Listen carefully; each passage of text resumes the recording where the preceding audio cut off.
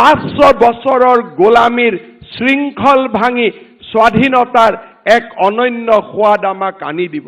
22 জানুৱাৰী দিনটো আমি এক গাম্ভীৰ্য আৰু কৃতজ্ঞতাৰে পালন কৰিব লাগিব।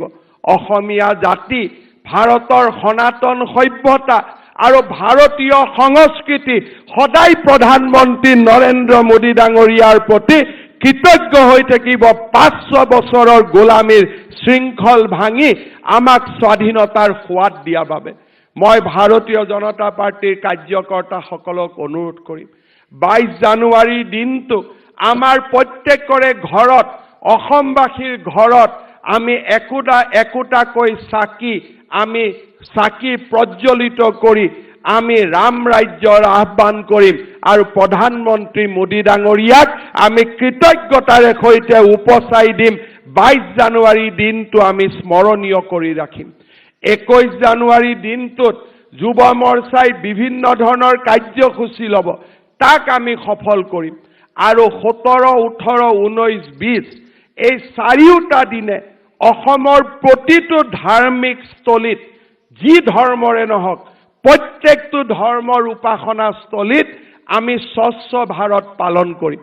আমি সকলোৱে 16, 17, 18, 19 আমি এই চাৰিওটা দিন আমি যি ধৰ্মৰে নহওক কিয় প্ৰতিটো ধৰ্মৰ উপাসনাস্থলীত আমি এই ৰাম ৰাজ্যৰ আহ্বান জনাই আমি স্বচ্ছ ভাৰতৰ কাৰ্যসূচী ৰূপায়ণ কৰিম।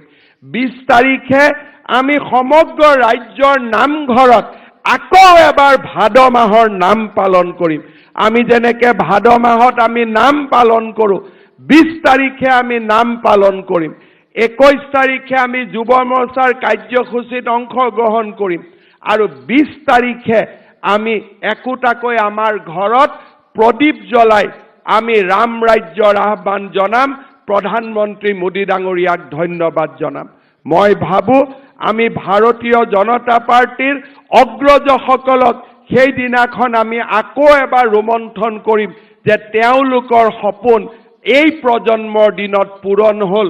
প্ৰধানমন্ত্ৰী নৰেন্দ্ৰ মোদী ডাঙৰীয়াৰ বিশ্ববিজয়ী নেতৃত্বত এই সপোন পূৰণ হ'ল।